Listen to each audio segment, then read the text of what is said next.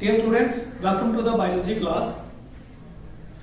Last lecture में हम लोगों ने डिस्कस किया था रिगार्डिंग प्लाज्मोडियम और उसी लेक्चर में हमने प्लाज्मोडियम के बारे में डिटेल में स्टडी किया था कि प्लाज्मोडियम एक प्रोटोजोन है, इसकी 4 स्पीशीज होती हैं, इसका लाइफ साइकिल डायजेनेटिक है, मतलब 2 होस्ट के ऊपर डिपेंड करता है।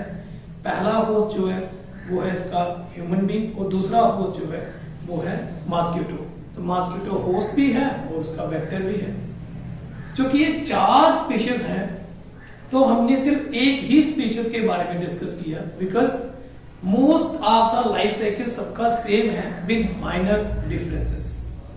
आज इस वीडियो में हम लोग उसका कंपैरेटिव अकाउंट पढ़ेंगे। क्यों पढ़ेंगे?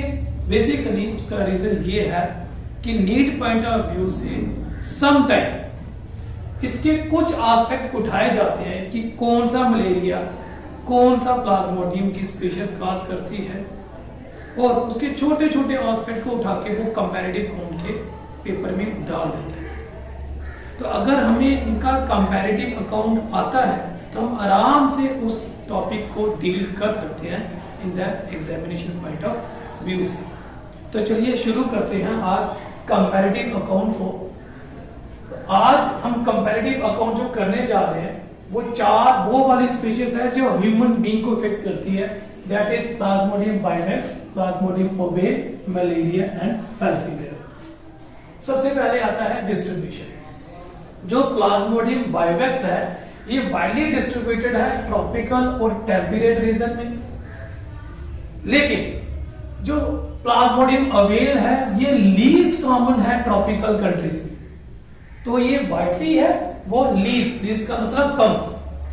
देन प्लाज्मोडियम मलेरिया ये ट्रॉपिकल कंट्रीज में है, दो लेस है, मतलब ये भी ट्रॉपिकल कंट्रीज को इफेक्ट तो करता है लेकिन कंपैरेटिवली कम।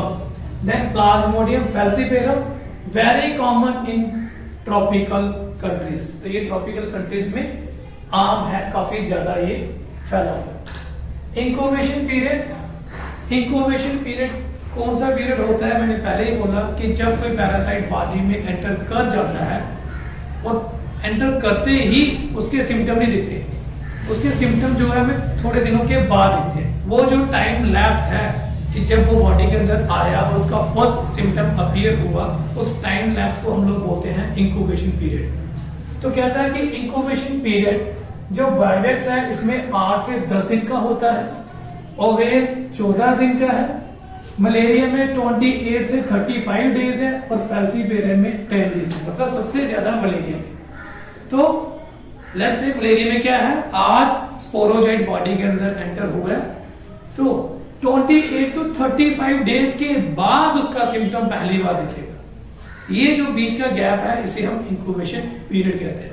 तो हो सकता है 1 महीने के बाद सिम्टम आया और हमें पता लगे, हम सोचिए अभी तो किसी मच्छर ने काटा भी नहीं, तो ऐसा नहीं है। वो इंक्यूबेशन पीरियड था, वो ऑलरेडी स्पोरोजाइट बॉडी में एंटर कर चुका था, लेकिन उसका सिम्टम जो है वो टाइम लैप्स के बाद अपीयर हुआ।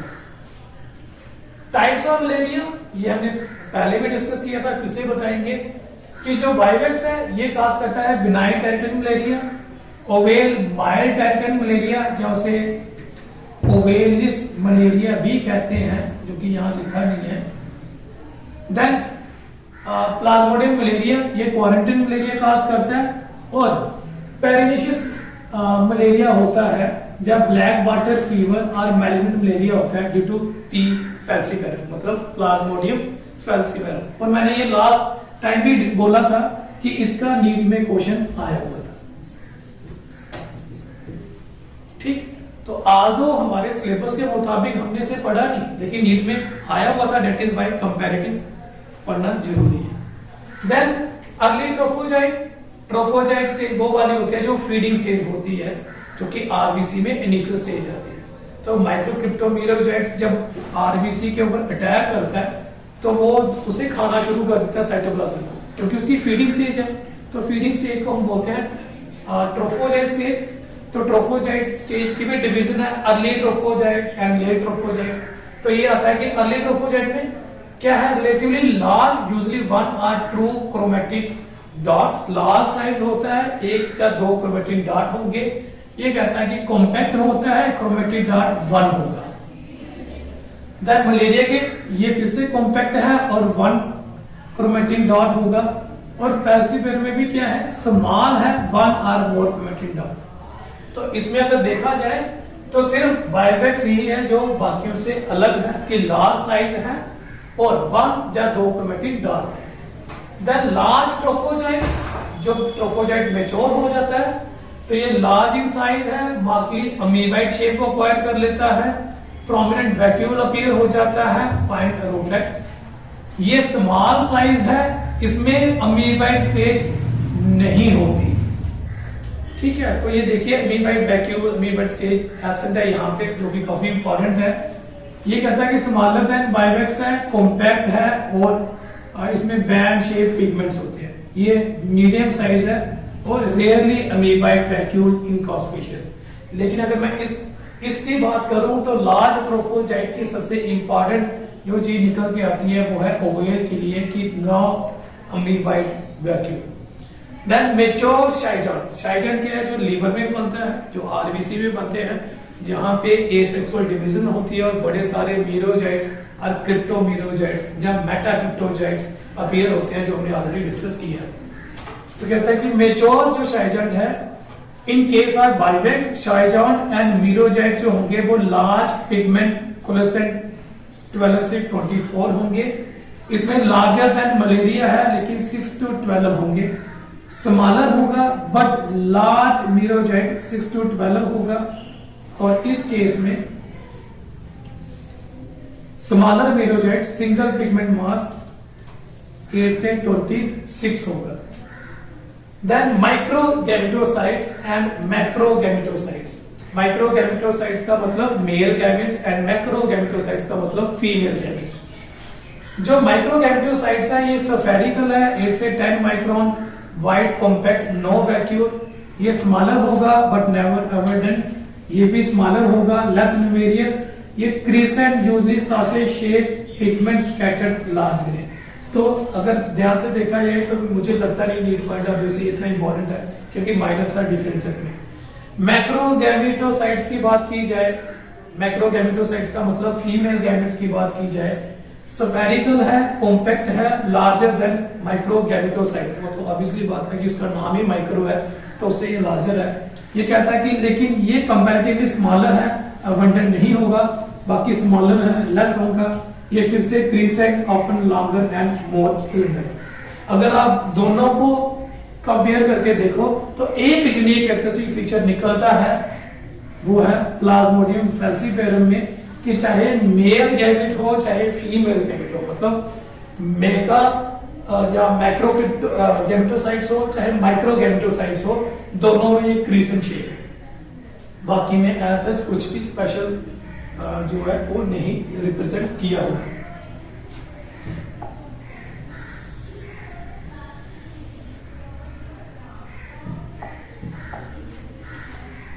अब आता है कंप्लीशन गैमेटोगोनी। तो गैमेटोगोनी का मतलब दोनों मेल और फीमेल गैमेट का फ्यूज होना। तो कहता है कि अबाउट 11 डेज का टाइम में लग जाता है जब ये फ्यूज हो जाते हैं। यहाँ 10 to 11 डेज, 18 to 21, यहाँ 10 to 11 डेज। सो सबसे ज्यादा लॉन्ग टाइम जो है इस केस में चल रहा है। So pigment except in mature शाइजन, मैच्योर शाइजन को छोड़ के जो पिगमेंट्स है तो कहता है कि short rather delicate irregular scattered something club seen in young ring granule ring and dot pigment granule early tendency to collapse. तो अगर मेरी राय मानो तो ये भी इतना इंपॉर्टेंट है नहीं। तो बेसिकली मैंने क्या किया, मटेरियल लिया था कि डिटेल कंपैरेटिव निकल जाए। अगर मैं नीड पॉइंट ऑफ व्यू से बोलूं तो जहां पे मैं टिक लगाऊंगा उसके ऊपर ज्यादा फोकस करना, बाकी के ऊपर इतना ज्यादा फोकस करने की जरूरत नहीं है। अब ये जो पॉइंट है ये काफी इंपॉर्टेंट है, alteration in the infected red cell. Schuffner dot seen काफी इंपॉर्टेंट है, प्रेजेंट है इसमें भी लेकिन यहाँ पे एब्सेंट है। इंस्टेड ये चीज देखिए यहाँ पे Z-man dots present, Z-man dots present, ये इसका काफी इंपॉर्टेंट लिपस्टिक फीचर है। और दूसरा आता है म्यूस डॉट और ग्रैहम्स बॉडी। तो देखो शफनर डॉट बायोवेक्स के टाइम पे दिख रहे हैं, लेकिन बाकियों के टाइम पे एक्सेप्शंस आ रही है कि भाई शेफलर डॉट नहीं होगा, यहाँ पे जीमेन डॉट है, यहाँ पे म्यूर और ग्राम्स बॉडी डॉट्स है। तो ये भी नीड पॉइंट ऑफ व्यू से बेहद ज्यादा इंपॉर्टेंट है। तो ये लेंथ ऑफ एसेक्सुअल रिप्रोडक्शन अगर आपने एज सच कंपैरेटिव अकाउंट में लिखना होगा तो आप लिख सकते हैं, लेकिन मैं बोलूं कि कोई ऑब्जेक्टिव पॉइंट ऑफ व्यू से इंपॉर्टेंट है तो ऐसा कुछ नहीं है। प्री पेटेंट पीरियड इसमें 8 डेज होता है, यहाँ 9 डेज, यहाँ 47 डेज ऑन एवरेज 37 या 5 days. Interval between parasite patency and gametocyte appearance, तो ये जो टाइम वेरिएशन है कि जहां पे पैरासाइट की पेटेंसी होती है और गैमेटोसाइट अपीयर होते हैं, 3 से 5 दिन है, यहाँ पे 5 से 6 दिन, 10 से 14, 8 से 11, और लास्ट आता है developmental period in mosquito 30 days इधर है, बाकी यहाँ पे 16 दिन है, यहाँ पे 30 से 35 डेज है, यहाँ से 22 टू 23 डेज। तो सबसे ज्यादा जो टाइम इंटरवल है वो इसका और इसका है। अगर मैं नीड पॉइंट ऑफ व्यू से फिर से एक बार इसको समराइज करूं तो जो फोकस करने की चीज है वो तो ये कि भाई डिजीज के नाम क्या क्या है, ठीक, इंक्यूबेशन पीरियड के ऊपर आपने फोकस कर देना है, और उसके बाद आप जो फोकस करोगे वो इसकी शेप्स के ऊपर, एक के साथ फैल्सीपेरम। उसके बाद अगर आप फोकस करोगे तो वो आएगा आपका जो इनके डॉट्स के नाम है।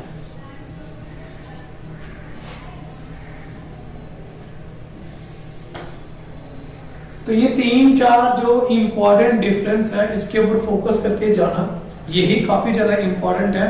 Otherwise comparative account theoretical point of view से इंपॉर्टेंट है, ऑब्जेक्टिव पॉइंट ऑफ व्यू से बाकी चीजें मायने नहीं रहती, एक्सेप्ट द A4 सेट जो मैंने चीजें बोल दी हुई हैं, डॉट्स के बारे में, इंक्यूबेशन पीरियड्स के बारे में, गैमेटोसाइट की पर्टिकुलर शेप के बारे में, वो चीजें काफी ज्यादा इंपॉर्टेंट है।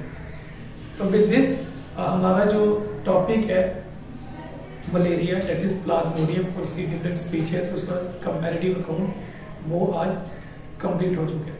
होपफुली आपको इसकी समझ आ गई होगी। Thank you.